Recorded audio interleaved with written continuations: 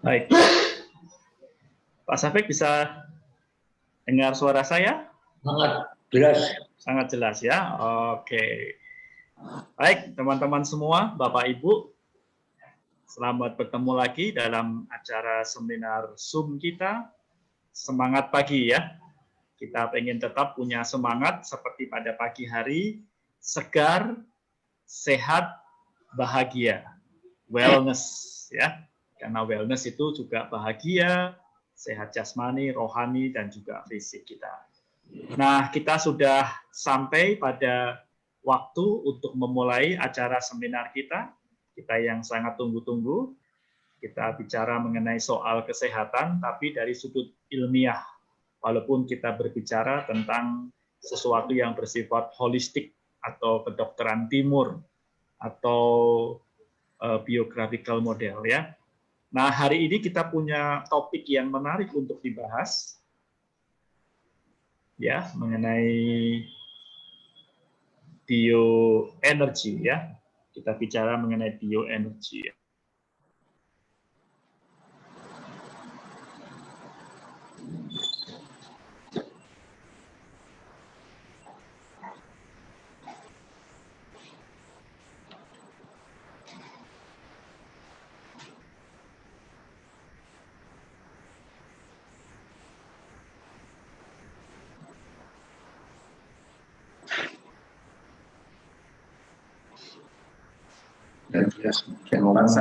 Pak Radik, soundnya dibuka dulu Pak. Soundnya dibuka. Iya, betul. Udah kebuka nih? Udah dengar? Udah, tadi juga. Iya, baik. Udah everything udah ready semua ya, Mas Yo ya? Ya, sudah Pak. Oke, hari ini kita bicara mengenai bioenergi ya. Mungkin banyak dari antara Bapak Ibu atau teman-teman belum mendengar atau belum paham, belum mengerti mengenai apa itu bioenergi dan apa hubungannya dengan kesehatan kita ya. Ini bukan bioenergi dalam arti apa namanya ya, berbahan biologi ya, seperti biogas ya, atau kalau di SPBU ada solar ya, biosolar ya, bukan ya. Ini berbicara mengenai soal badan atau tubuh kita ya. Nah, pasti ini topik yang menarik ya. Oke, kita siap untuk mendengarkan. Sekali lagi mohon teman-teman Bapak Ibu bisa mute atau matikan mikrofonnya supaya kita bisa fokus. Tidak ada traffic suara, tapi fokus kepada paparan dari Dr. Syafiq ya. Narasumber kita yang selalu setia membantu kita ya. Silakan Dr. Syafiq, kita akan bahas mengenai hari ini bioenergi. Monggo. Selamat siang para peserta seminar kesehatan online OTI yang berbahagia. Hari ini kita sesuai dengan permintaan akan membahas bioenergi. Kalau kita berbicara bioenergi berarti wawasan kita bahwa tubuh kita ternyata bukan materi, bukan seonggok tulang, otot, dan kulit, tetapi adalah merupakan partikel yang menjadi pemadatan dari energi. Jadi kalau mata kita mampu melihat, maka rupa kita tidak sebagus ini. Karena rupa kita adalah energi. Dan energi itu adalah sebagian merupakan energi, tapi sebagian merupakan radiasi gelombang. Jadi kita adalah gelombang yang mempengaruhi orang luar maupun orang luar mempengaruhi kita.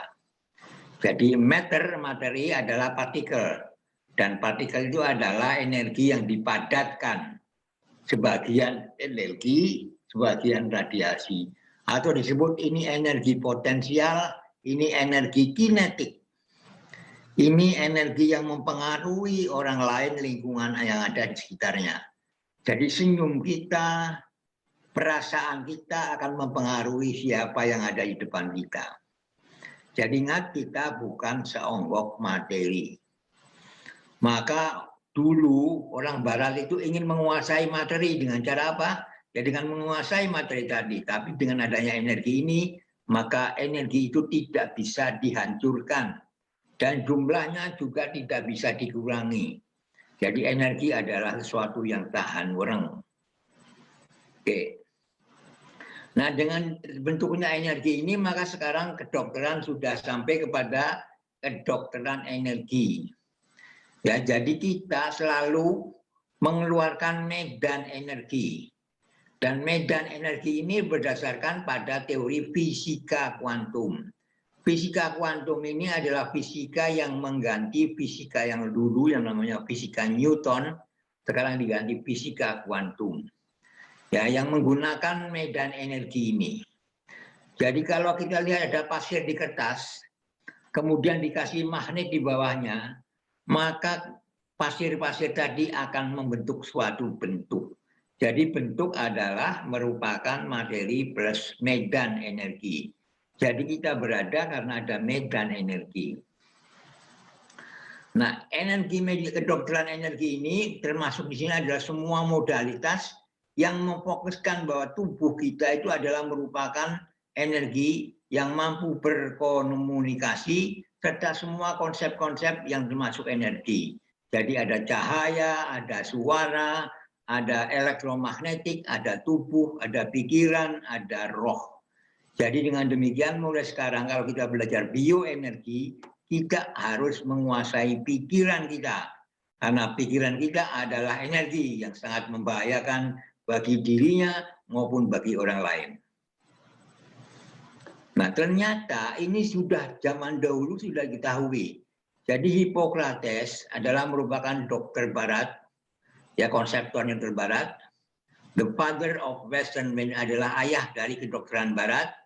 Dia penemu dari sekolah kedokteran Hippocrates dan dialah yang membuat sumpah Hippocrates yang sampai sekarang dipakai. Nah, sumpah tadi sangat penting. Karena apa? Coba Anda lihat di sini Hippocrates memegang suatu lambang. Lambang inilah yang namanya caduceus. Nah, ini ternyata ada artinya apa? Caduceus ini gambarnya adalah ada tongkat, ada dililit 2 ular, dan dia punya sayap.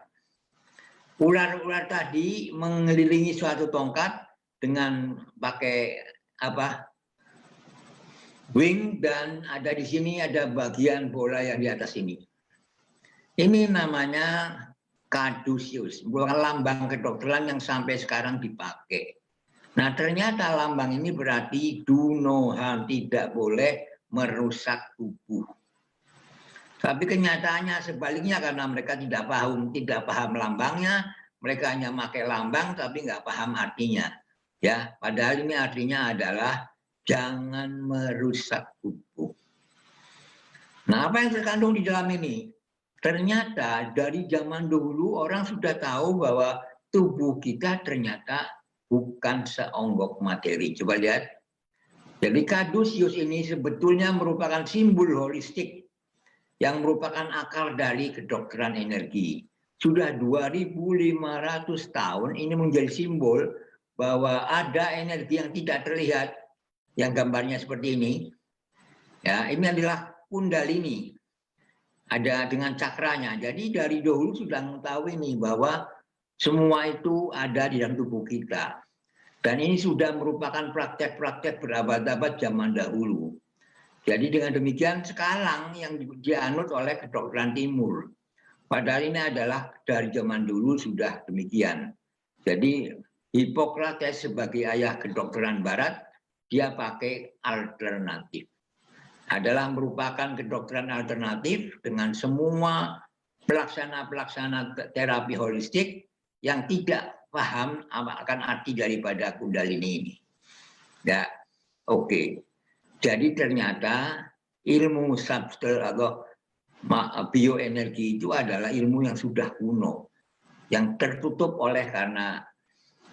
Jadi kedokteran energi mengatakan bahwa tubuh kita adalah merupakan energi yang tidak terlihat, yang bisa membuat kita ini wellness, sejahtera. Jadi tubuh dari sistem substel energi ini, bagaimana kerjanya kita akan pelajari ini. Ini hampir sama dengan vena-vena atau pembuluh darah balik, sama dengan arteri-arteri yang memompa darah agar kita hidup, agar kita meridian-meridian tadi bisa memompa energi untuk menjaga kita tetap hidup dan berfungsi dengan benar. Apabila energi ini tersumbat pada satu organ, maka organ ini akan melemah. Lalu apa kematian itu? Kematian adalah kalau energi ini tidak ada lagi. Nah, jadi yang namanya sistem substrate energi atau bioenergi ini adalah kelemahan pada jaras-jaras meridian-meridian dari tubuh yang bekerja berat untuk bisa menyebarluaskan energi yang diperlukan. Sehingga dia bisa mendorong arus darah, bisa menggunakan nutrisi yang dipakai kepada sel-sel dan organ, dan meridian-meridian ini sekarang sudah diketahui ya, adanya pembuluh-pembuluh kayak pembuluh darah yang lebih kecil daripada pembuluh darah yang namanya meridian. Apabila terjadi aliran darah atau aliran energi tadi tersumbat pada organ, maka timbullah masalah. Jadi apabila terjadi gangguan sumbatan energi akan menjadi masalah. Nah, ternyata energi ini namanya macam-macam.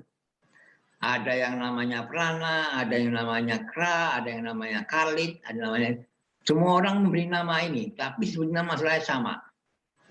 Ada yang namanya mana, ada yang namanya orenda, ada 250 nama, tapi sama, ya. Termasuk ada yang mengatakan biomagnetisme, yang termasuk di sini bioenergi yang kita sebut ini, ya, atau disebut juga bioplasma atau biogravity, macam-macam, atau disebut juga torsi, atau disebut juga emanasi. Jadi berbagai macam nama, tapi sebetulnya atau di Cina namanya Qi, ya, Qi ini ya Cina, ya, prana pada Hindu, Sakti pada Hindu, Kundalini juga pada Hindu. Ya, demikian nama-nama substrate energi ini. Mari kita lihat. Jadi kalau kita lihat pada gambar ini, maka kita ini ternyata dilingkungi dengan medan energi. Yang medan energi ini menunjukkan apakah kita sehat atau kita ini sehat, sakit. Pada gambar ini energinya terputus-putus, berarti ini sakit. Ya, ini ada lubang-lubang di sini, berarti energi ini tersumbat di daerah-daerah ini. Tetapi kalau yang sehat, Anda lihat energinya lengkap, melingkungi seluruh tubuh. Dan ini ada 7 lapis aura yang melingkungi tubuh kita yang tidak terlihat. Pada orang-orang tertentu bisa melihat aura ini. Tapi dengan latihan kita juga bisa melihat. Tapi alat-alat seperti GDF ini bisa mempotret aliran-aliran Qi ini. Jadi sekarang ada kamera yang dengan menunjukkan jari, maka kita keluar gambar ini. Apakah kita sehat ataukah kita sakit. Jadi ini lebih hebat daripada alat-alat canggih yang ada di rumah sakit. Anda lihat di sini, ya, ini terputus. Ini sakit, ya, terputus. Ini ada yang terganggu. Jadi dengan demikian, kalau ini terganggu, maka daerah di sini akan menjadi gangguan. Nah, ini yang masih sehat, Anda lihat. Nah, inilah yang jadi seorang yang namanya Konstantin Korotkov, orang Rusia, menemukan kamera yang namanya GBP. Dengan kamera ini, jari Anda dimasukkan, maka akan tampaklah gambar aura Anda. Apakah aura Anda sehat atau sihir. Ini gambar jarinya. Dari gambar jari akan dilihat gambar seluruhnya. Jadi gambar jari di kanan kiri ini dapat dibuatlah gambar yang sesungguhnya. Nah, inilah ketujuh lapisan dari substrate energi atau bioenergi. Ya, jadi di sini ada cakranya ini adalah stasiunnya. Ya, ada cakra yang sangat tinggi, ada cakra mahkota, ada cakra di dahi, ada cakra di kerongkongan, ada cakra di jantung, ada cakra sampai di ekor, sampai cakra bumi. Kemudian dari cara tadi keluarlah sinar-sinar bermacam-macam sinar. Dari warna bisa menentukan apakah Anda sakit atau tidak. Dan jadi ada lapisan ether, ada lapisan emosi, ada mental rendah, ada mental tinggi, ada causal body, ada. Jadi semuanya ada. Dan sekarang ilmu kedokteran sudah tahu ini semuanya. Jadi kalau dokter belum tahu berarti dia kurang baca. Nah inilah manusia. Sekarang kita taunya ini saja. Ini nggak tahu bahwa ini tubuh emosinya gampang kelihatan sini. Jadi Anda bisa lihat kalau terjadi gangguan pada bagian ini, gangguan apa? Ketakutan, apakah kehampaan dan lain sebagainya bisa dilihat. Ini gambar mentalnya, ini gambar astralnya, ini gambar espiritnya, ini jadi dengan demikian ada 7 gambar medan bioenergi. Jadi kalau Anda melihat ini kan nggak ada gagah, nggak ada cantik. Untung kita tidak melihatnya. Untung panca indera kita itu sudah dibuat sedemikian rupa sehingga kita bisa melihat keindahan secara materi tadi. Jadi ingat bahwa hidup di dunia ini hanya hidup sesaat. Yang dilihat itu adalah gambaran-gambaran hapus-hapusan. Nah ini cakranya, mahkotanya. Jadi ada di atas ini ajna ini ada nama-namanya dari Hindu ya, ada Habil sebagainya. Dan ini alirannya. Yang tadi disebut Caduceus yang sudah lama diketahui tapi baru dan dibuat lambang kedokteran yang sampai sekarang para dokter pun tidak paham. Orang berbicara energi sudah lama, ada yang namanya Tuan Kili, membagi ada seperti ini. Jadi manusia adalah energinya seperti ini. Ada yang mengatakan orang modern ada ini, ada partikel Tuhan, ada gluon, ada muon, ada quark, ada foton, ada lepton, dan sebagainya. Ini semua nama-nama yang dibuat oleh manusia untuk memahami siapa dirinya. Ada manusia fisik, ada manusia astral, ada manusia mental, ada manusia, ini menurut Liedberger. Kalau menurut Gurdjieff itu malah beda lagi. Jadi masing-masing orang membuat stratanya sendiri-sendiri, tapi intinya sama. Ya. Nah, kalau cakra di sini, cakra mahkota, cakra pineal, cakra kerongkongan, jantung, umbilikus, limpa, dan pada kaki. Ini ada mikrokosmos, ada tirtokosmos, ada mesokosmos, ada deuterokosmos, ada makro, ada aiokosmos, ada protokosmos. Ini adalah istilah yang digunakan Gurdjieff. Jadi dengan demikian adalah ini gambaran daripada energi. Tapi energi ini tidak bisa dirusak. Nah, energi jumlahnya tetap dan tidak pernah berkurang, tetapi energi bisa berubah bentuk menjadi macam-macam. Nah, jadi dengan demikian, tubuh manusia ini mengandung, tadi disebut dengan sistem grid energi, yang membangkitkan dan mentransfer energi yang namanya biofoton. Ada sistem elektromagnetik atau thermonuclear emission. Ada yang namanya sistem energi cakra, transformasi subsel energi ke bala bentuk yang lain. Sistem energi meridian, ini merupakan jalannya dari energi tadi. Sistem saraf yang ada otot, dan ada kontrol tubuh. Sistem jaringan ikat, sistem kardiovaskuler, dan sistem bioneural information berupa pikiran dan keyakinan. Ini nomor 8 ini yang paling penting.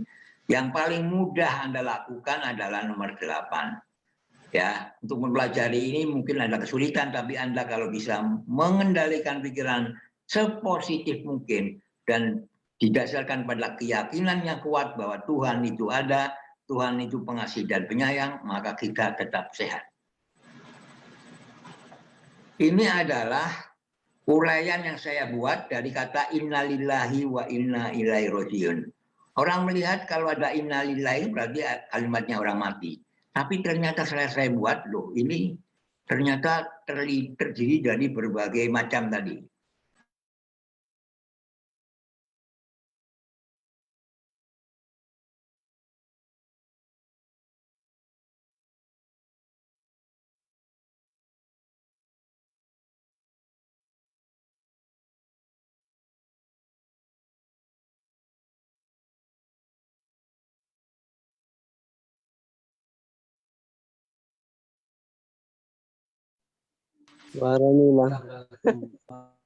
Ya, ya. Jadi dengan demikian kita ini satu, tapi oleh orang Barat di kotak-kotak.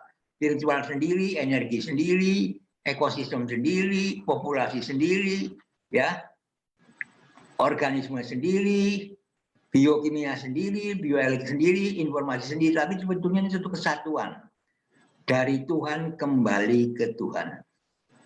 Anda lihat di sini, foton menjadi neutron, menjadi atom, menjadi molekul, menjadi senyawa, menjadi protein, menjadi DNA, RNA, menjadi gena, menjadi kromosom, menjadi inti sel, menjadi sel, jaringan, organ, organisme, individu, keluarga, suku, bangsa, populasi, akhirnya makhluk kosmos, kembali lagi ke Tuhan. Jadi dengan demikian, kalau kita memahami bahwa kita adalah makhluk energi, maka kita merupakan makhluk yang memahami secara holistik. Selama ini kita memahami manusia secara terkotak-kotak sendiri-sendiri, karena dia menggunakan otak kiri yang selalu mengkotak-kotakan. Padahal kotak isi katok diwali ya kotak isi katok. Anda lihat sinar-sinar yang ada di sini kita, ada sinar kosmik, ada sinar gamma, ada sinar Ronsen, ada ultraviolet, semuanya pakai frekuensi masing-masing dan warnanya masing-masing, ada gelombang radio pendek, ada microwave dan sebagainya. Ini semua yang mengelilingi kita sepanjang hari. Tapi kita nggak sadar bahwa, nah jadi yang namanya energi adalah foton. Dan foton adalah gelombang. Dan gelombang memiliki frekuensi. Ya, jadi energi berupa foton, foton berupa gelombang, dan gelombang itu memiliki kemampuan bergetar, ya, bergetar atau vibrasi. Ini gambarannya.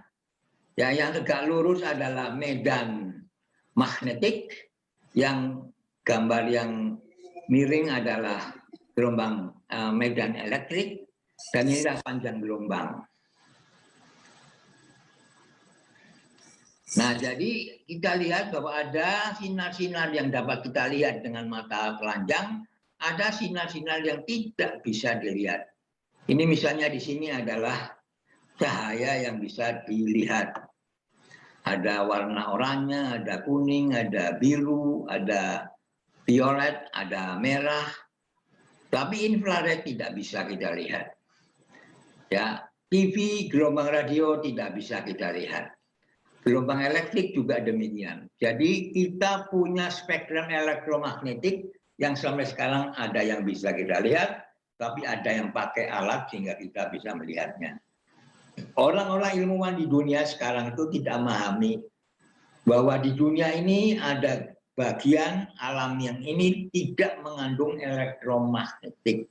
Mereka sebutnya sebagai dark matter dan dark energy. Sampai sekarang para ilmuwan tidak paham apa itu sebenarnya.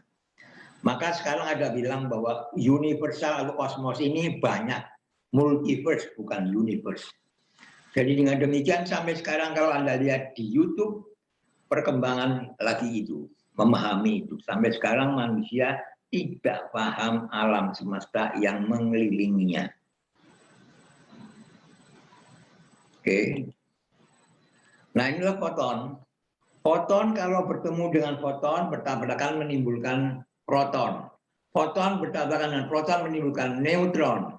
Foton bertabrakan dengan neutron menentukan elektron. Nah ini adanya proton, elektron, dan neutron terbentuklah atom. Nah atom bisa membentuk unsur karena protonnya ditambah, bisa menimbulkan biomolekul, bisa anorganik, bisa organik. Ya. Sedangkan neutron ini bisa membuat isotop, dan isotop ini bisa membuat kedokteran nuklir, dan bisa memperhatikan radioisotop dan sinar alfa, sinar beta, sinar gamma. Semuanya dari neutron tadi. Jadi kalau elektronnya yang ditambah, maka Anda lihat di sini ada ikatan kimiawi, ada gugus fungsional, misalnya gugus amin, gugus karboksil, dan lain sebagainya. Ada radikal bebas yang kita pahami sekarang ini. Ada pH, ada campuran penahan, ya. ada juga kation, ada anion, ada pacemaker, ada elektrolit, dan lain sebagainya. Jadi ini semua adalah merupakan satu kesatuan yang utuh. Maka pemahaman secara ini adalah pemahaman secara holistik. Sedangkan foton sendiri adalah merupakan gelombang. Jadi atom adalah merupakan gambarnya tidak bukan struktur, tapi dia gelombang yang berputar terus. Nah, Anda lihat di sini kalau ada gelombang saling menambah akan menimbulkan gelombang yang lebih besar. Apabila ada gelombang dengan satu yang lainnya saling mengulangi akan menimbulkan garis. Kalau gelombang tadi melihat satu lubang kecil maka dia akan membuat gelombang baru yang lebih indah. Dan kalau gelombang ini masuk pada lubang kecil lebih lagi akan menimbulkan gelombang-gelombang ini, sehingga yang terlihat adalah di sini adalah warna-warni. Jadi warna adalah merupakan manifestasi dari energi tadi. Nah inilah gelombang X dan E saling menambah, maka timbullah gelombang Z yang frekuensinya lebih gede. Maka namanya interferensi yang bersifat konstruksif. Kalau yang di sini saling menghilangkan. Jadi kalau Anda lihat gelombang di laut, kadang-kala gelombangnya makin tinggi atau kalau gelombangnya bisa meniadakan gelombang yang tinggi. Namanya interferensi destruktif. Nah, ternyata energi ini bisa mempengaruhi sel. Dengan ini, jadi ternyata di permukaan sel ada penangkap getaran-getaran tadi. Sehingga pengaruh dari signal elektromagnetik ini bisa mempengaruhi fungsi sel. Ingat bahwa menurut teori ini bahwa semua energi bisa mempengaruhi fungsi sel. Kalau energinya depi and run, maka juga bisa mempengaruhi fungsi sel. Sehingga menghasilkan respon sesuai dengan pikiran yang Anda katakan. Kalau Anda bilang aku tidak sembuh, ya tidak sembuh. Jadi pakailah sekarang pikiran yang positif. Inilah pengaruhnya pada di sini.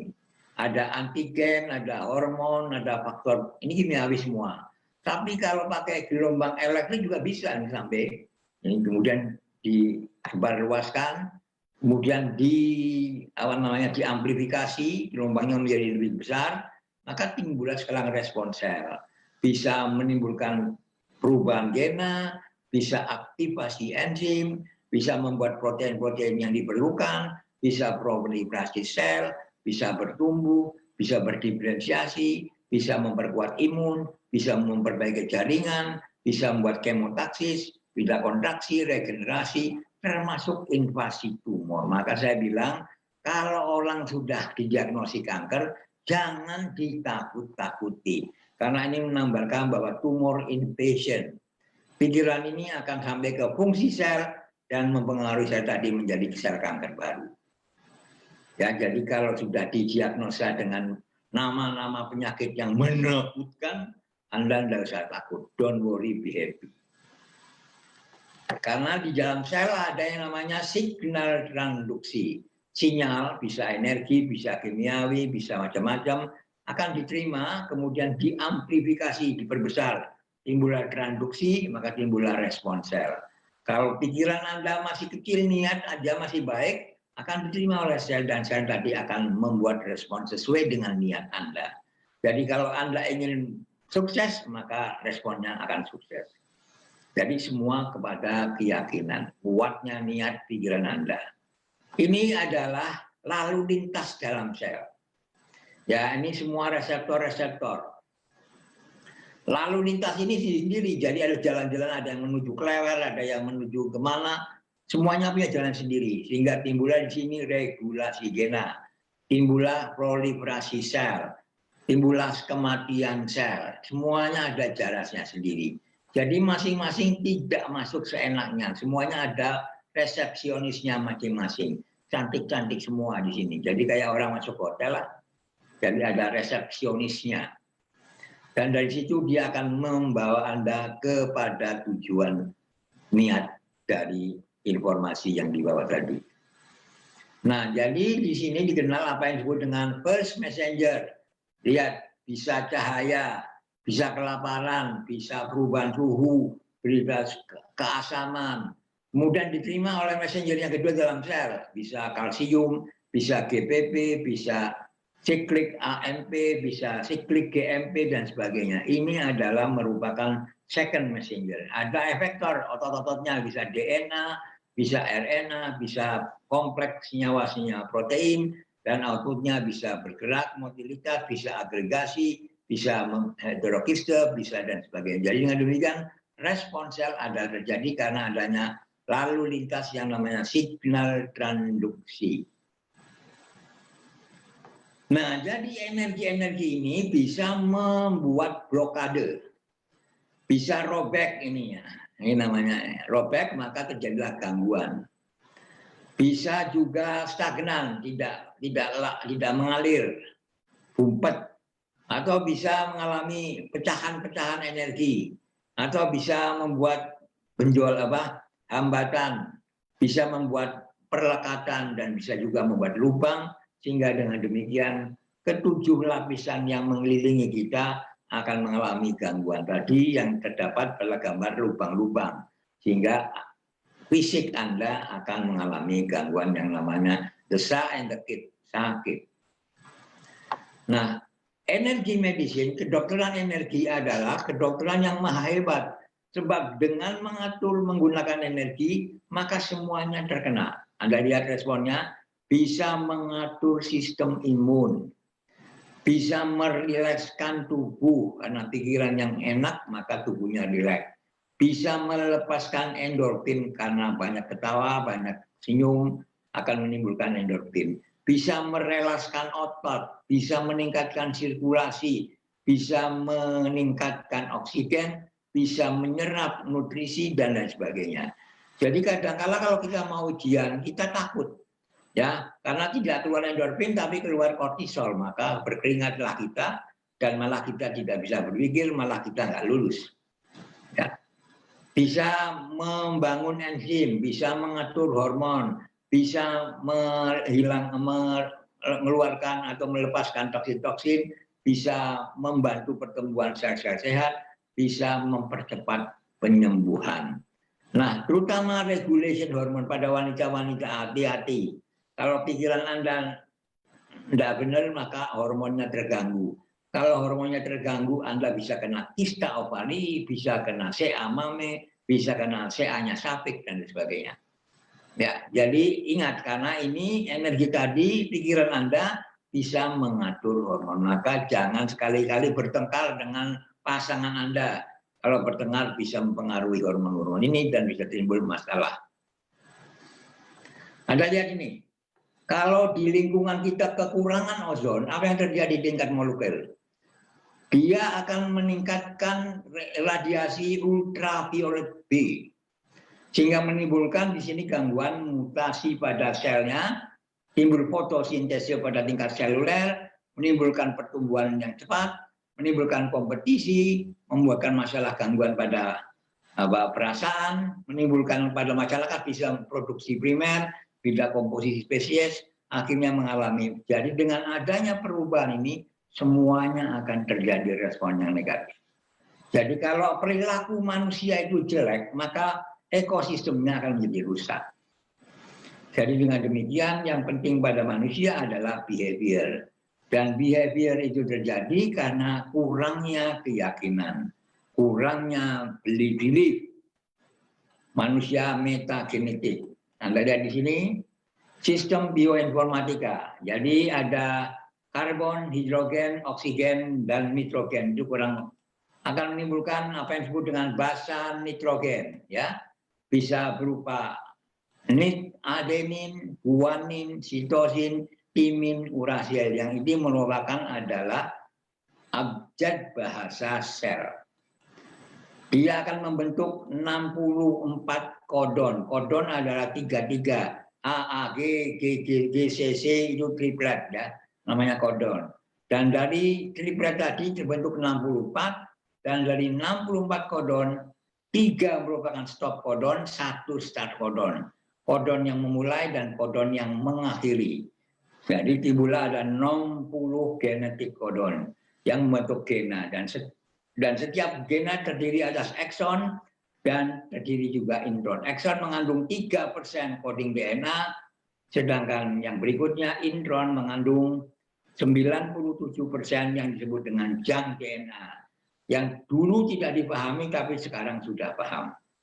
Dia mengandung apa yang disebut dengan transposon, yang bisa mempengaruhi sel di luar tubuh kita, dan kita bisa dipengaruhi sel atau informasi yang datang dari luar kita.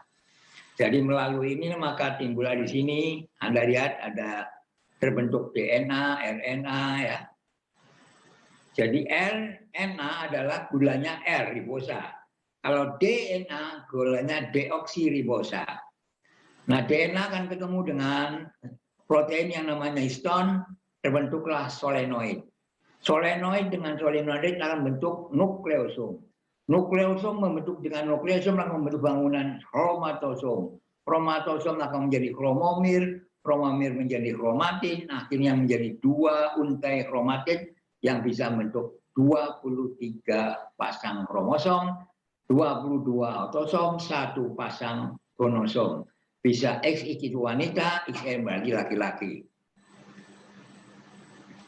Nah, ini ya, oke, ini gambaran energi kita berupa anyaman-anyaman network ya, yang diperbesar. Anda lihat di sini ada 1, 2, 3, 4. Semua benda-benda ini bisa virus, bisa kuman, semua mengeluarkan gelombang. Oke. Dan gelombang-gelombang ini akan mempengaruhi gelombang kita. Seperti kita handphone antara kita dengan teman kamu. Jadi ini merupakan panjang gelombang dan frekuensi hingga sampai kepada telinga Anda. Nah, jadi setiap sel mengeluarkan gelombangnya masing-masing. Ya, tadi yang disebut sebagai sebagian energi, sebagian yang berupa gelombang. Nah, komunikasi adalah gelombang ini mempengaruhi terjadi komunikasi. Jadi kalau frekuensinya oke, nggak ada masalah. Tapi kalau ada benda lain seperti ini adalah patogen, maka patogennya akan mempengaruhi ini sehingga timbullah gangguan di sini. Ya, gangguan informasi di sini antara sel ini dengan sel ini karena ada pengaruh patogen atau kuman yang tidak diinginkan. Anda lihat di sini, ya, timbullah interferensi energi tadi bisa meningkatkan, bisa meniadakan karena interferensi tadi, dan akhirnya sel ini sakit. Jadi keduanya sakit akibat karena adanya kuman yang mengeluarkan energi. Disfungsi dan malfungsi terjadi karena adanya kuman yang mengeluarkan energi. Ini yang namanya sistem bioresonan. Alat yang Anda pegang QRMA itu di sini. Ya, jadi antar sel ada komunikasi, saling bicara, saling ngomong-ngomong. Tapi dia paham gelombangnya gelombang yang menyejukkan, tidak gelombang yang menyakitkan. Karena tidak ada musuh di situ. Nah, ternyata semua atom-atom itu dilingkungi oleh air. Mbak Lia ini. Mbak Lia ini sebetulnya ada ada sudut. Ini sudutnya khas ini. Jadi H2O adalah ini, dan ini membentuk jaringan. Membentuk jejaring. Ya. Jejaringnya seperti ini lah ini. Ini jadi sel yang merah dilingkungi dengan jaring klaster oleh air. Nah, jadi kalau klaster ini dihancurkan, lama-lama ini kuman jadi menimbulkan. Jadi kalau ini alat QRMA, gelombangnya masuk di sini, kemudian dari sini akan memberitakannya masuk ke alat ini, terbacalah pada fotokopi yang ada print-printan yang dikeluarkan dari QRMA. Ya, inilah mikro, ada makro cluster, ada mikro cluster. Kalau kita punya mikro cluster yang banyak, maka itu baik. Maka orang Jepang Emuru dia mengatakan, mengeluarkan teori Hado, bahwa kalau air ini kita beri kata-kata yang baik, maka dia akan menjadi mutiara-mutiara ataupun gambarannya indah. Tapi begitu dengan kata-kata jelek, maka dia jelek. Ya, Anda lihat di sini, kumannya ini dikurung oleh air. Maka air sangat penting untuk kesehatan kita. Nah, jadi ini ada sinar yang dapat dilihat, ada sinar yang tidak dapat dilihat. Di sini tergantung panjang gelombangnya, pendeknya gelombang, jumlah energi yang masuk, ya jumlah energi tadi, apakah di bawah, di mana manusia melihat, atau di atas. Sehingga misalnya di sini ada radio, sinar gamma, ada sinar radio, ada infrared, ada ultraviolet.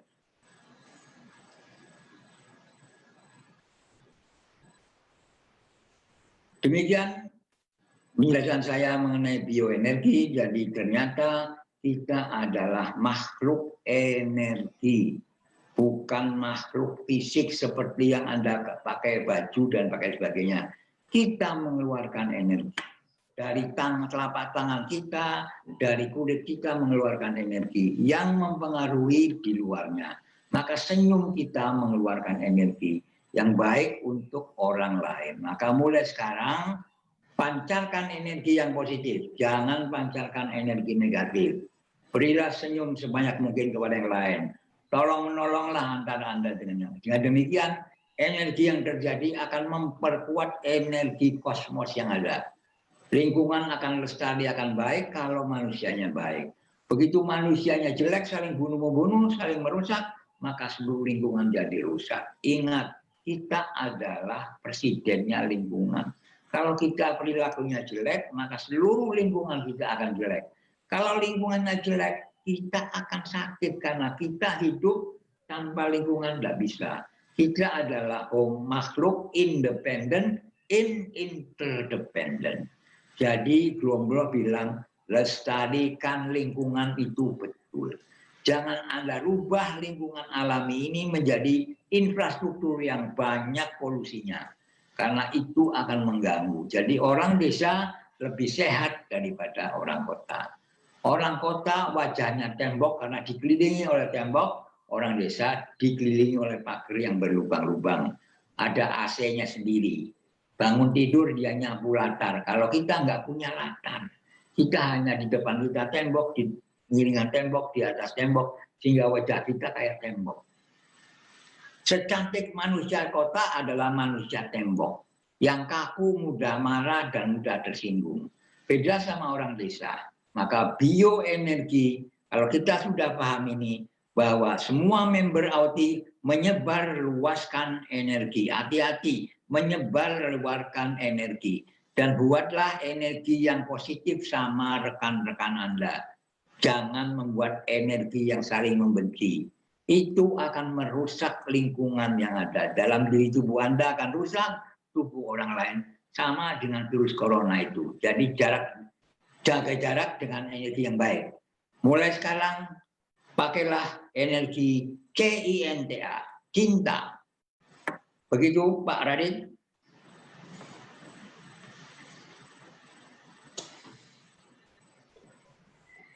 Baik, Dr. Syafiq.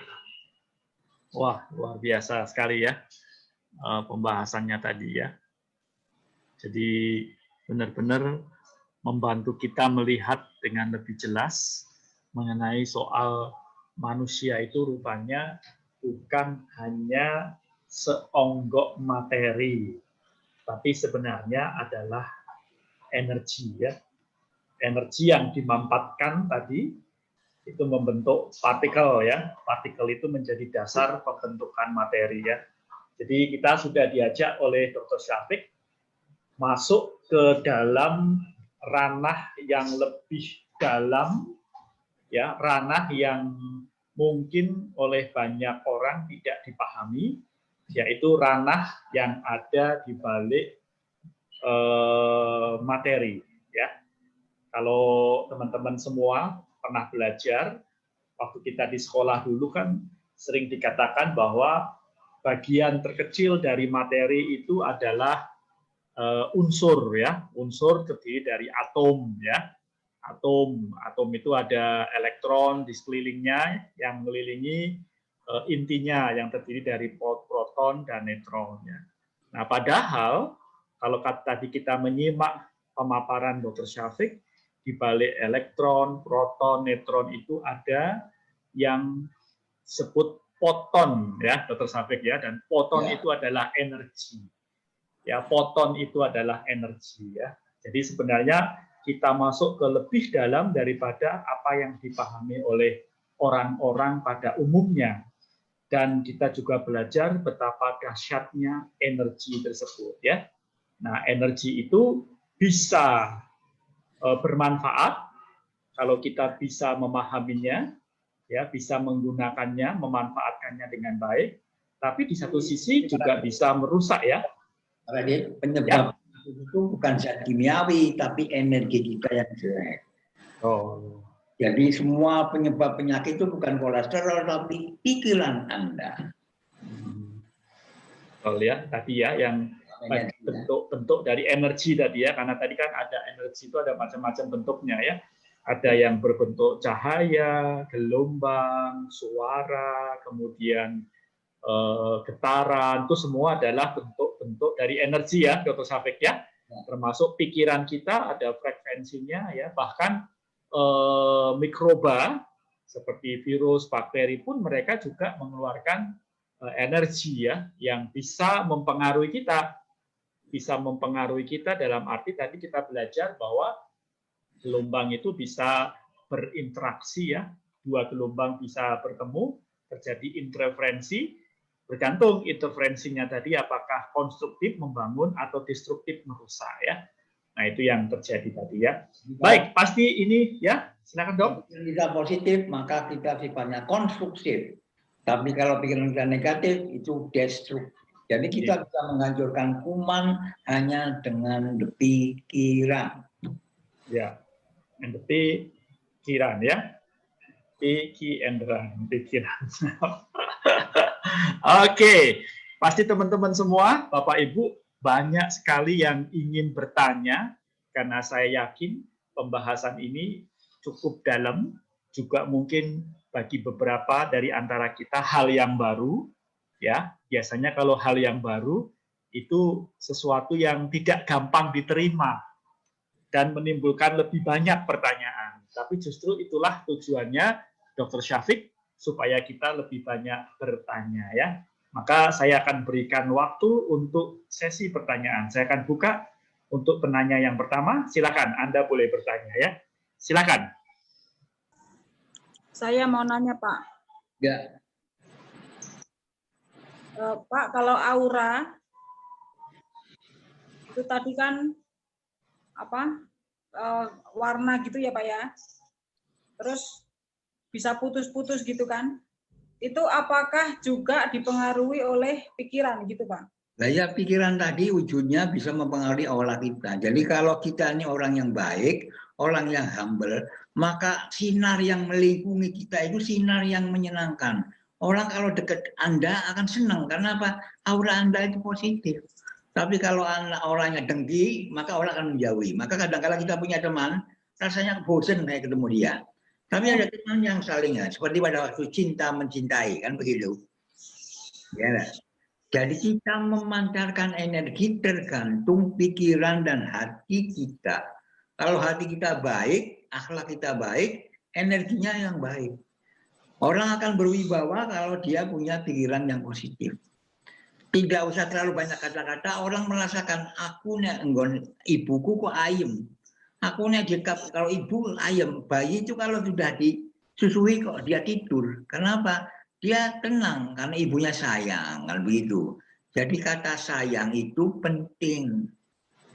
Cintailah produk-produk Indonesia, kata Mas Pion. Gitu. Ya. Jadi yang membuat sakit bukan orang lain, kita sendiri. Yang membuat stres kita sendiri. Karena kita tidak memahami apa itu hidup.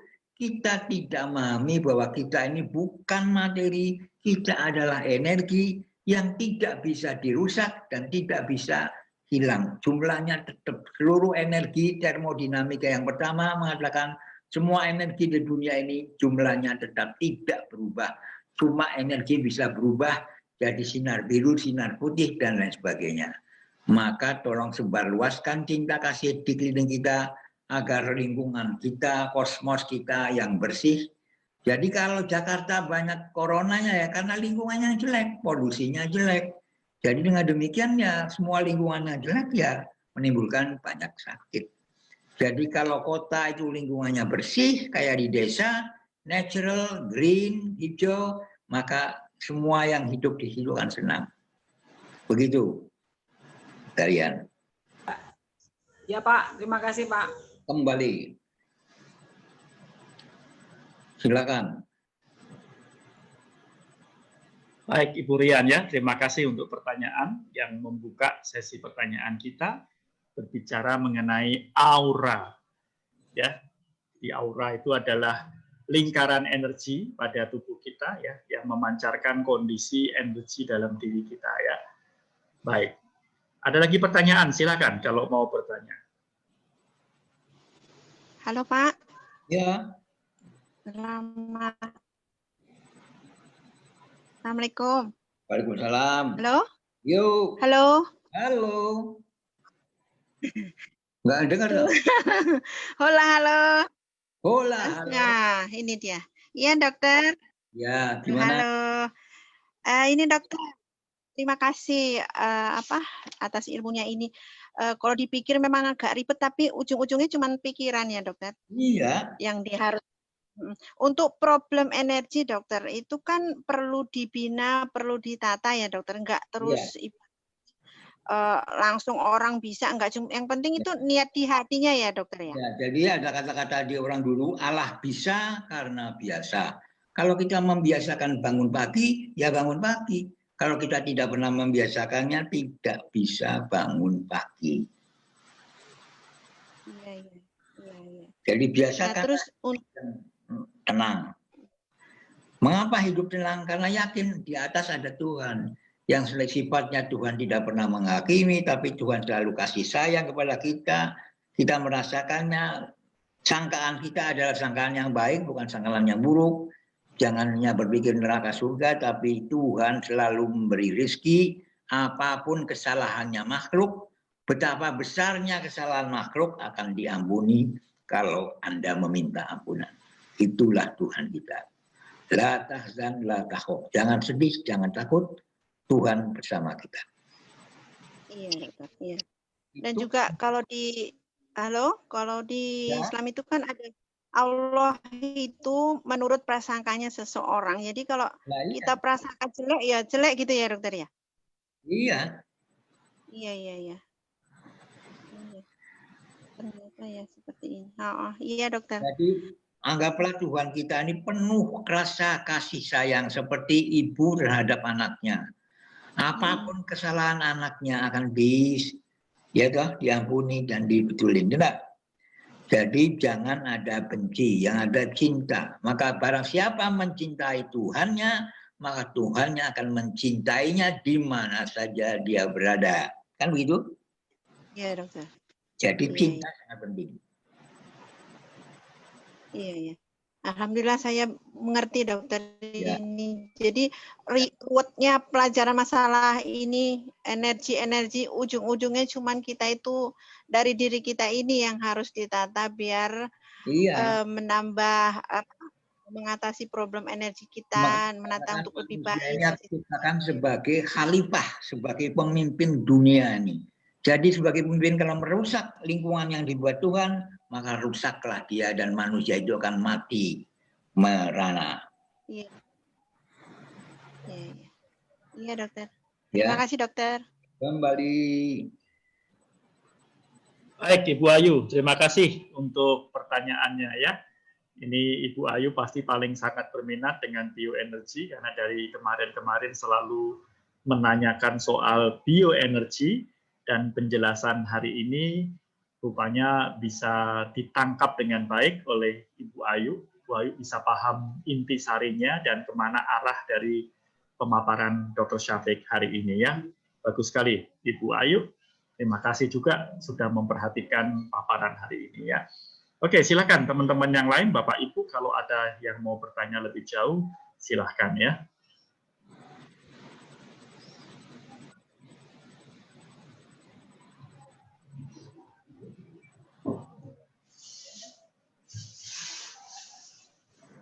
Ya, silakan. Baru siapa yang akan bertanya? Coba lihatkan slide yang gambar energi yang mumpuni, Pak. Mau nanya dulu Pak lagi, Pak Dokter. Ya. Ya. Saya mau nanya yang itu alat kuantum itu kan orang megang alat ya, gitu kan, yang dicek kan selnya. Tadi kan sel itu kan mengeluarkan gelombang. Gelombang itu akan ditangkap oleh alat itu. Ya. Kalau selnya baik, berarti kan dia tadi di gambarnya itu kan biru-biru gitu ya. Tapi kalau ada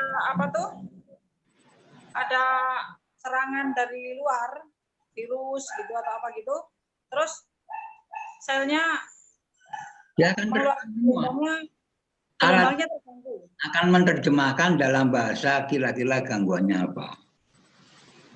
Nah, jadi saling interferensi antara gelombang yang dikeluarkan dari tubuh dan gelombang dari alat. Maka QRMA berbeda dengan laboratorium di rumah sakit. Karena yang diperiksa itu darah. Kalau ini tidak langsung dari selnya. Kalau darah itu kadarnya bisa naik turun. Tapi kalau sel bilang sakit ya sakit. Jadi ini lebih tepat sebetulnya. Cuma kita mendiagnosanya kadangkala sulit karena kita tidak memahami secara utuh. Ya. Begitu, Maria? Ya Pak. Ya, makasih Pak. Boleh. Pak Radit? Bagaimana, Dr. Safik? Ya, terus? Ya, silakan teman-teman yang lain. Ini menarik juga dari pertanyaan Ibu Rian dari Jakarta ini ya. Bagi teman-teman yang menggunakan QRMA, ya QRMA. Jadi dasar slide yang energi ya. Ya. Sebentar ya, saya. Ada biru kuningnya. Biru kuning. Oke. Ada imun sistem itu ya. Bentar ya. Terus. Sebentar, saya masuk dulu ke slide-nya dulu.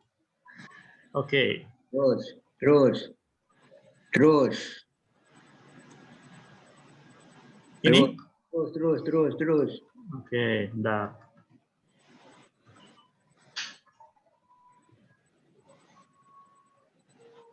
Ini. Ya. Ini. Ya. Jadi dengan pikiran yang positif saja, itu tubuhnya bisa rileks. Bisa mengeluarkan endorfin kalau suka, senang.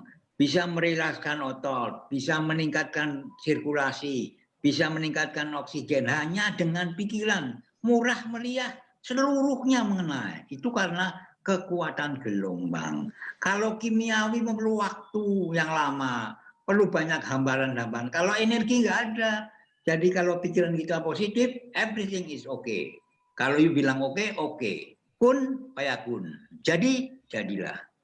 Itulah hebatnya keyakinan. Tapi Anda biasanya yakinnya antara yakin dan tidak, poco-poco, ragu-ragu. Ada orang bilang A, bingung lagi. Oh, jelek, bingung lagi.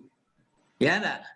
Jadi Anda kalau yakin, itu orang akan percaya. Kalau Anda yakin, kelihatan wajahnya. Enggak. Kalau ngomong juga kelihatan kalau ini ragu-ragu. Ya. Jadi katakanlah sesungguhnya. Oke? Ini pengaruhnya nih. Satu, pikiran bisa mengenai semua. Hebat enggak? Hebat enggak energi kita? Iya Pak. Oke.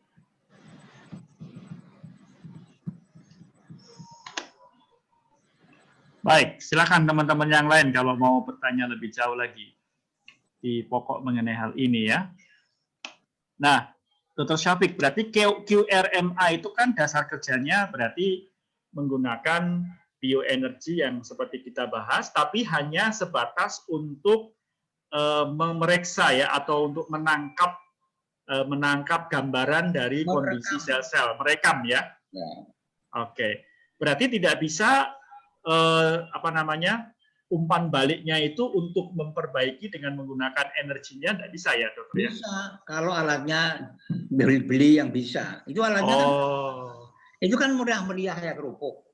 Ada yang lebih hebat lagi, bisa mendiagnosa, bisa menghancurkan sekaligus. Bisa menilai apakah obat yang diminum itu baik atau tidak, bisa juga melihat.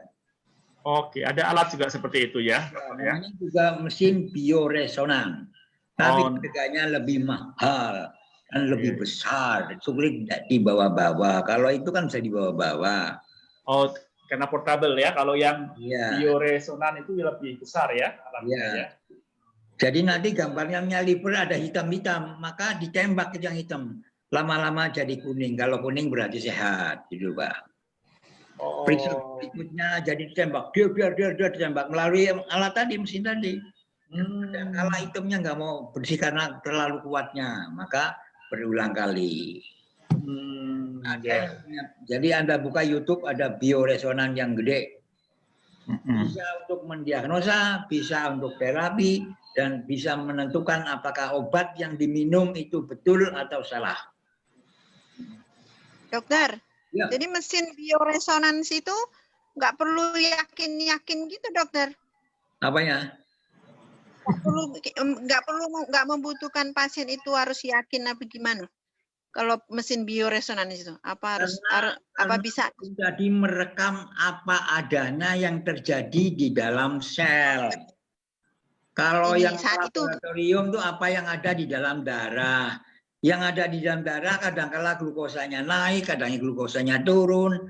Tergantung kalau kita lagi stres kan tensinya dulu tinggi karena hiperglikemia dan sebagainya ya enggak? Kalau ini apa adanya. Jadi semua berita-berita ditangkap oleh alat tadi dan diupayakan. Dan dia tahu frekuensinya kuman itu berapa. Sehingga dia tembak dengan frekuensi yang sama dengan kuman. Frekuensi dengan frekuensi yang sama bisa saling meniadakan atau bisa saling meningkatkan. Konstruktif and destruktif. Tinggal kita memutar volumenya. Itu kalau yang QRMA yang lebih canggih. Jadi dengan adanya alat-alat yang menggunakan energi itu lebih murah, tidak invasif, tidak perlu dioperasi, tapi bisa menghancurkan batu ginjal, bisa menghancurkan sel-sel kanker menjadi normal kembali karena tadi melalui energi. Satu energi bisa mengenai semua. Dokter beli dokter bioresonans saya itu. Sudah beli namanya Blibis. Blibis saya sudah punya. Iya bagus itu. Pak Budi bilang suruh beli. Baik dokter ya, baik Bu Ayu, pertanyaannya menarik sekali ya untuk pembahasan tadi ya.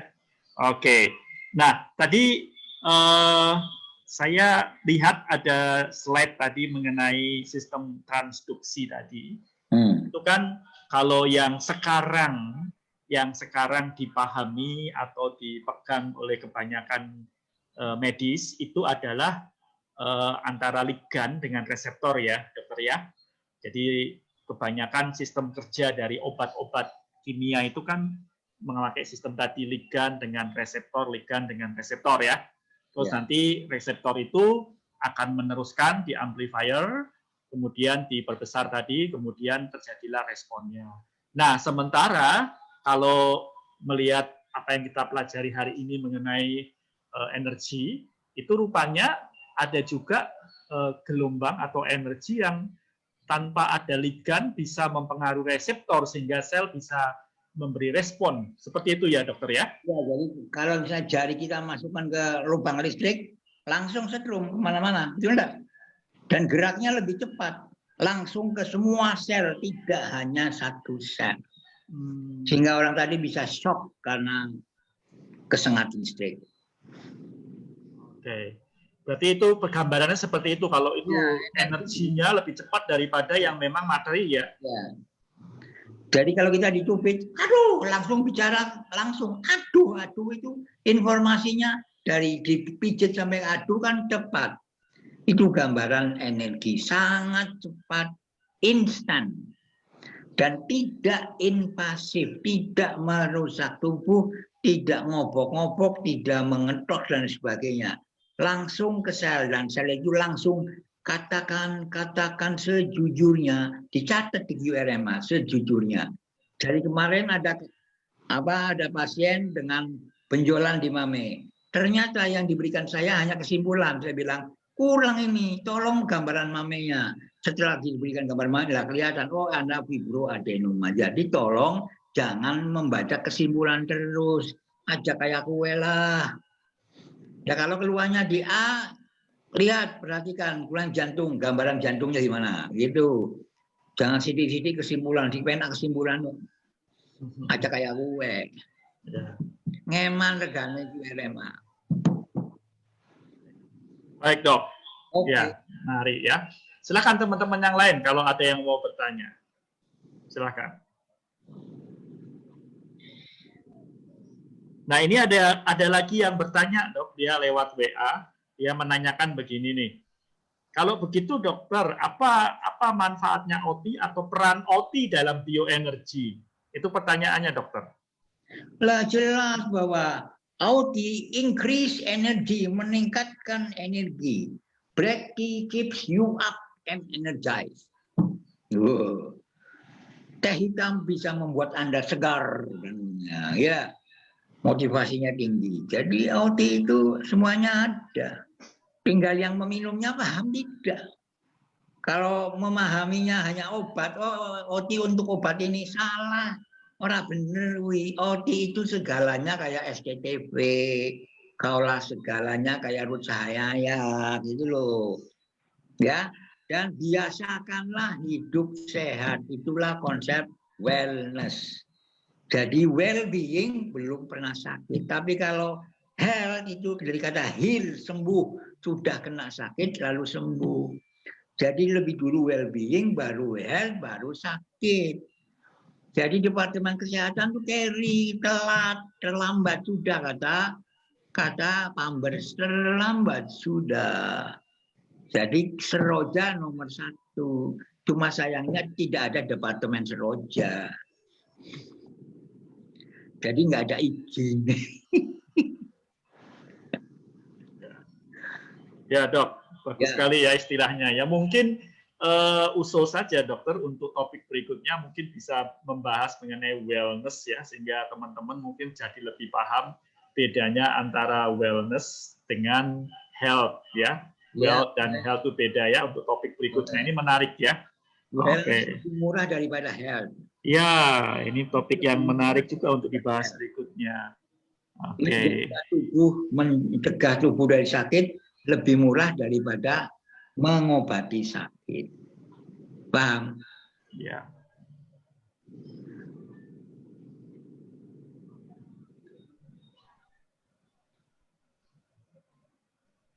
Baik, silakan teman-teman lain kalau ada yang membahas mengenai ini ya. Ini ada pertanyaan lagi dokter lewat chatting di Zoom ini.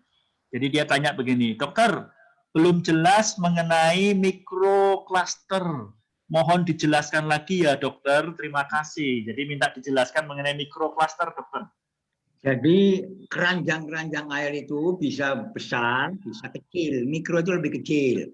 Kalau air mengandung mikrokluster yang banyak, itu lebih efektif, lebih hebat. Biasanya pH alkali dengan mikrokluster itu lebih hebat efeknya. Ya. Itu kalau saya bicara air nanti dimarahi lagi.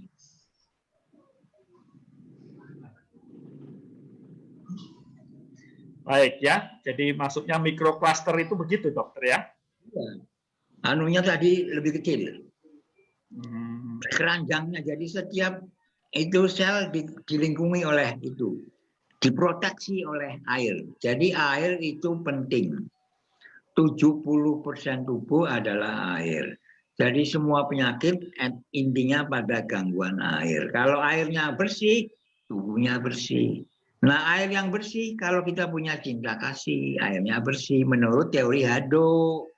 Jadi kalau kita minum dengan gembira dan airnya dibilangin, kau cantik sekali, maka airnya jadi menyehatkan. Tidak usah beli yang mahal-mahal.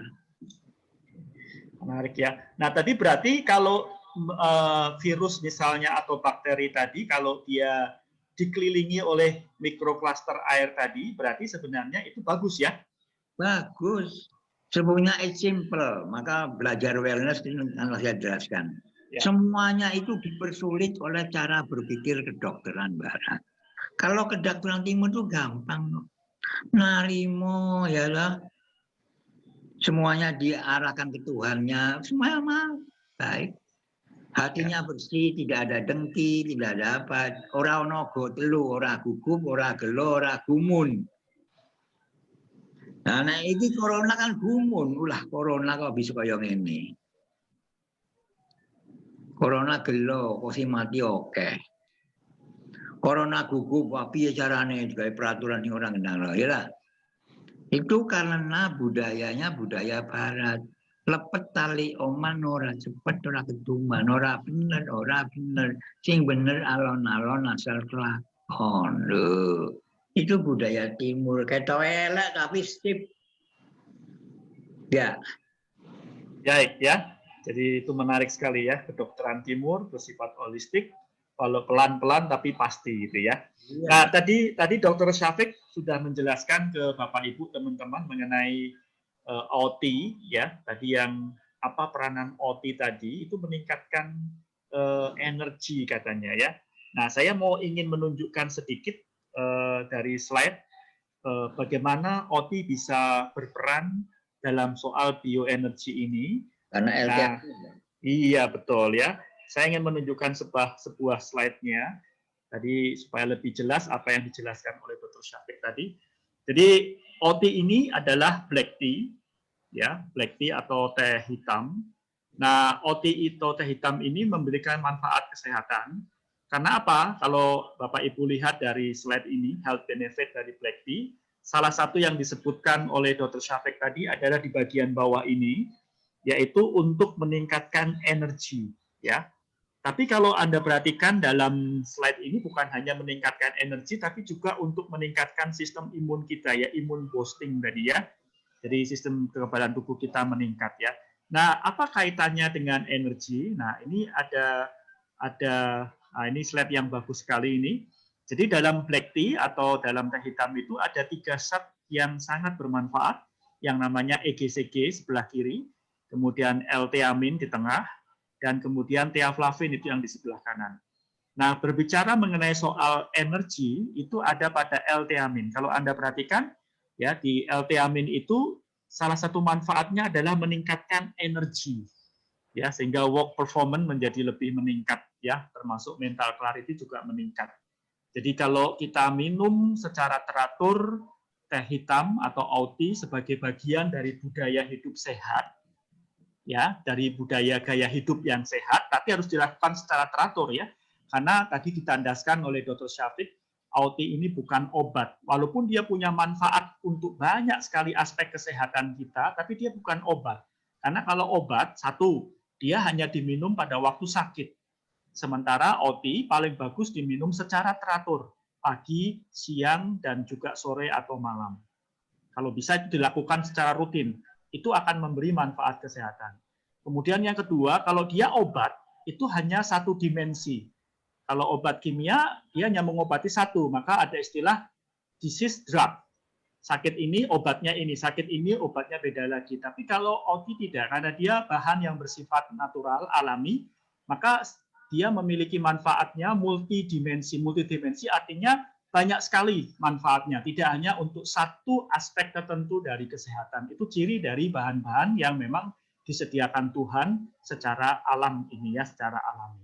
Nah, misalnya kalau Anda perhatikan di bagian EGCG itu, manfaat dari EGCG misalnya untuk menurunkan oksidatif stres, kemudian juga menurunkan resiko kerusakan pada DNA, bisa juga untuk menurunkan kolesterol jahat LDL ya.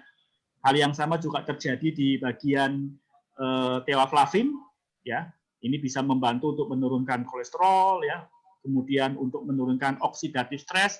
Nah, patut kita ketahui oksidatif stres itu adalah kondisi yang terjadi ketika jumlah radikal bebas atau oksidan lebih banyak daripada antioksidan. Maka dalam situasi seperti ini, sel-sel tubuh kita akan mengalami yang namanya oxidative stress. Dan ketika terjadi oxidative stress, yang terjadi adalah masalah-masalah seperti misalnya inflamasi kronis, kemudian integritas jaringannya menjadi rusak, jelek, rapuh, dan bisa terbentuk banyak penyakit. Kalau bicara penyakitnya ada puluhan penyakit, tapi sebenarnya masalahnya hanya satu, oxidative stress. Nah, kenapa black tea bisa membantu? Karena black tea ini mengandung antioksidan, terutama OT, antioksidannya tinggi sekali, sehingga benar-benar bisa menurunkan resiko oxidative stress. Nah, apa buktinya? Mari kita lihat, ini adalah hasil penelitian OT yang dilakukan oleh Pusat Penelitian Teh dan Kina di Bandung. Menunjukkan bahwa OT benar-benar bersifat alami, maksudnya tanpa ada bahan tambahan apapun, ya, bahan sintetis. Jadi kalau dia alami, natural, dia bisa bersifat multidimensi. Tadi Dr. Syafiq bilang seperti slogan salah satu TV swasta yang mengatakan satu untuk semua, ya, maksudnya satu produk, ya, satu bahan alami tapi bisa untuk semua masalah problem kesehatan kita, ya. Nah, kalau ini adalah dari hasil penelitian LIPI, Lembaga Ilmu Pengetahuan Indonesia untuk OT, yang dilakukan oleh Laboratorium Biologi, menunjukkan bahwa OT mengandung zat-zat aktif yang kita sebutkan itu. Nah, kalau ini khusus untuk laboratorium kimia dari LIPI, itu menunjukkan bahwa memang OT punya kemampuan untuk bersifat radikal, free radical scavenger, artinya untuk menetralisir, untuk menangkal radikal bebas, dan itu aktif sekali. Nah, apa buktinya aktif? Nah, kalau ini dari Laboratorium Pangan dan Gizi, Fakultas Pertanian, Universitas 11 Maret Surakarta, menunjukkan berapa tingginya antioksidan. Anda bisa lihat di bagian sebelah kanan dari tabel ini 100% kemampuannya. Berarti benar-benar bisa membantu untuk menurunkan yang namanya oxidative stress, ya. Kalau tubuh kita kondisinya bagus, maka kondisi sel-sel bagus, tidak oxidative stress, maka tubuh kita akan menjadi sehat, ya. Kalau yang ini adalah hasil uji klinis yang dilakukan SP3T Jawa Timur bekerjasama dengan Rumah Sakit Dr. Sutomo Surabaya, menunjukkan kemampuan OT khusus untuk membantu penderita diabetes mellitus menetralisir gula darah yang tinggi yang disebut sebagai hiperglikemia, ya. Sekaligus OT juga aman untuk dikonsumsi. Nah, ini yang terakhir adalah sertifikat halal dari MUI untuk para konsumen yang menginginkan produk yang sesuai dengan kaidah-kaidah dari agamanya, ya. Jadi ini sedikit informasi melengkapi tadi informasi yang disampaikan oleh Dr. Syafiq bahwa OT punya bermanfaat untuk meningkatkan energi, ya, termasuk tadi kita bicara mengenai bioenergi. Baik, masih ada sedikit waktu lagi. Kalau ada teman-teman yang mau bertanya kepada Dr. Syafiq, saya buka kembali pertanyaannya. Silakan. Kalau ada teman-teman yang mau bertanya kepada Dr. Syafiq mengenai bioenergi, silakan.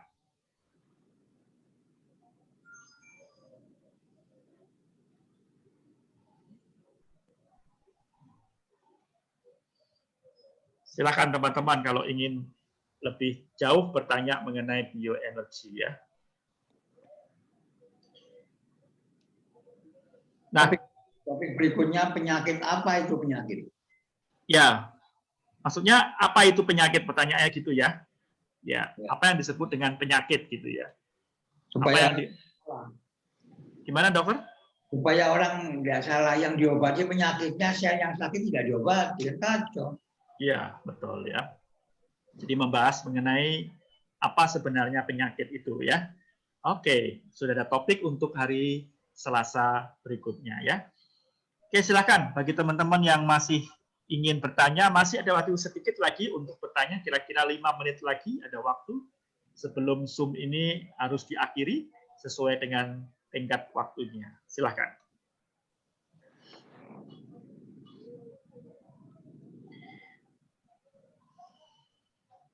Kalau begitu, dokter, sebenarnya kenapa tidak ada satu bagian dari medis yang khusus membahas mengenai terapi menggunakan energi? Karena mereka belum paham. Mereka itu kurang baca, yang adanya nyambut gawe terus boleh duit. Padahal di YouTube itu energi medicine sudah banyak dibicarakan. Di ICU alat-alat yang menggunakan energi juga sudah banyak itu. Di kamar operasi juga sudah banyak itu alat menggunakan kemampuan energi. Cuma tadi itu mau menggunakan tapi tidak pernah mau memahami apa alat itu. Nah, buktinya bioresonan aja nggak ngerti. Buktinya GDF aja nggak ngerti. Pokoknya saya sudah puas dengan ini. Kan sudah. Bagaimana dia bisa berubah kalau dia sudah suka pada kondisi-kondisi sekarang? Kalau kita tidak pernah berubah, kita tidak akan maju. Karena perubahan itulah tanda kemajuan. Kemajuan adalah tanda pemahaman. Pemahaman tanda daripada keyakinan. Kalau kita paham, kita lebih yakin. Oh ternyata Tuhan itu tidak tidur. God not be crazy. Gitu loh. Oke ya, itu kenapa kondisinya seperti itu. Nah, kalau begitu, tadi kita sebut salah satu istilah untuk jalur energi itu adalah meridian. Nah, meridian menjadi dasar untuk pengobatan menggunakan teknik akupuntur dan akupressure. Berarti sebenarnya akupuntur dan akupressure itu juga sebenarnya energy healing ya? Iya. Dia tahu akupunturnya tapi nggak tahu energinya. Dia tahu meridiannya namanya dan sebagainya tapi nggak tahu apa yang jalan di situ. Apa itu Qi. Jadi nggak paham. Apa itu Qi sama prana padahal namanya sama kan. Tadi saya bilang ada 250 nama untuk Qi. Ya, betul.